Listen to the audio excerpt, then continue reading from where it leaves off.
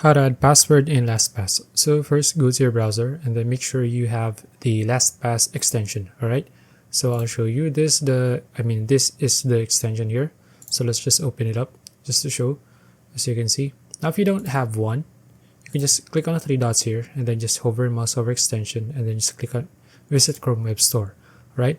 Now once you're here, you just need to type in LastPass and then click on this one and then make sure to install it here. Alright.